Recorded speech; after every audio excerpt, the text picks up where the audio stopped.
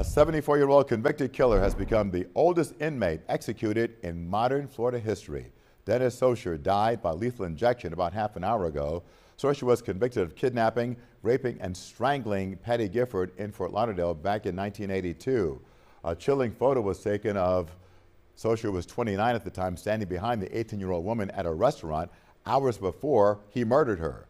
Sochor confessed to the crime but never revealed the location of her body. In his final words, Sochor issued an apology saying he was, quote, deeply sorry for his actions. Gifford's family released a statement following the execution, reading in part, quote, today marked the end of a legal process that lasted nearly half a century. Patty's remains were never recovered, but her life was never lost to us. She was our sister, daughter, friend, and she mattered. Imagine waiting more than 4 decades for answers. Not justice, not revenge, just the chance to bury someone you love. For one family, that chance never came. An 18-year-old woman disappeared after celebrating New Year's Eve with friends. Years later, the man responsible admitted what he had done, not once, not twice, but 3 separate times. Yet even after confessing, he refused or claimed he couldn't remember where he left her body. When Florida finally executed him in 2026, one question remained unanswered. Where is Patty Gifford? Welcome to the Execution Files, where we examine real death row cases, the crimes that led to them, and the victims whose stories deserve to be remembered. If you're new here, subscribe and turn on notifications so you never miss an upload. Now, let's begin. Patricia Gifford, known to everyone as Patty, was only 18 years old. Friends described her as caring, dependable, and protective of the people around her. She had recently moved from Massachusetts to Fort Lauderdale, Florida, hoping to start a new chapter of her life.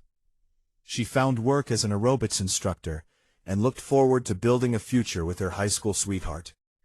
On New Year's Eve in 1981, Patty planned nothing extraordinary. She simply wanted to celebrate with a close friend before welcoming the new year. No one imagined it would become the last night of her life. At a popular waterfront bar called the Banana Boat Lounge, Patty and her friend enjoyed the festivities, while hundreds of people counted down to midnight. Among those celebrating was a man named Dennis Michael Sochor. He noticed Patty almost immediately. Witnesses later said he watched her throughout the evening and repeatedly tried to get her attention. Patty wasn't interested. She made that clear. But Dennis refused to move on. Sometimes, the most dangerous people are the ones who refuse to accept the word no. At first glance, Dennis Sochor looked ordinary. He worked cleaning swimming pools and blended easily into everyday life. But behind that appearance was a disturbing history. Years before Patty disappeared, Dennis had already been accused and convicted of violent sexual crimes against women. Despite this record, he remained free. That decision would have devastating consequences. As the celebration ended, Patty's friends suddenly became too sick to drive. Whether illness or something else caused it has remained uncertain. Wanting to help, Patty stayed with her friend. Then, Dennis approached with what sounded like a harmless offer. He suggested taking Patty out for breakfast while they waited. It sounded simple, normal, routine. Patty climbed into his truck. She never returned. According to Dennis's later confessions, he drove away from the crowded streets into an isolated area. Once there, he demanded sex. Patty refused. She fought back. She screamed. She struggled. Instead of stopping, Dennis attacked. He sexually assaulted her before strangling her to death. Medical experts would later explain that death by strangulation is slow and terrifying. It wasn't an act committed in seconds. It took time. Time during which Dennis could have stopped. Instead, he continued until Patty was dead. Then, he disposed of her body somewhere in South Florida. To this day, nobody knows exactly where. Her remains have never been recovered. Before we continue, if you appreciate detailed true crime documentaries that focus on both the victims and the pursuit of justice, Please support the Execution Files by leaving a like on this video. It helps more people discover these stories and allows us to continue covering important cases. Now, let's continue. When Patty failed to come home, her family immediately knew something was wrong. Investigators interviewed witnesses from the Banana Boat Lounge. One photograph taken that night became incredibly important. Hidden in the background stood Dennis Sochor, watching Patty. The image placed him at the scene.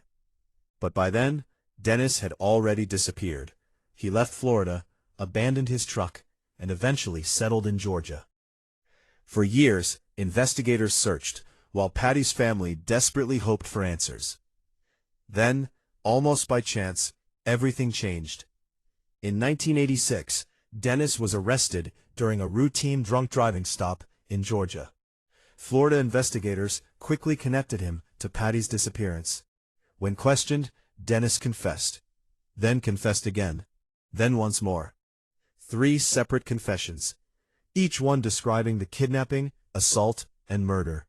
Yet every time detectives asked where Patty's body could be found, Dennis claimed he couldn't remember.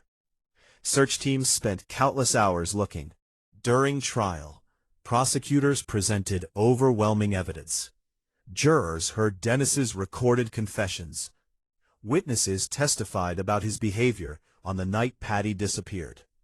Former acquaintances described his disturbing attitude toward women. His criminal history revealed a pattern that had existed long before Patty crossed his path. The defense presented evidence about Dennis's abusive childhood. His upbringing had been marked by violence and trauma. While the jury acknowledged that history, they ultimately concluded it did not excuse what he had done.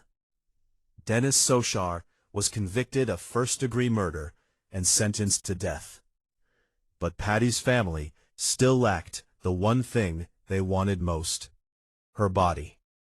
Without it, there would be no funeral, no grave, no final goodbye. For nearly 4 decades, Dennis remained on Florida's death row. His attorneys filed appeal after appeal. Some argued mental illness. Others questioned legal procedures. Every challenge was reviewed. Every challenge failed.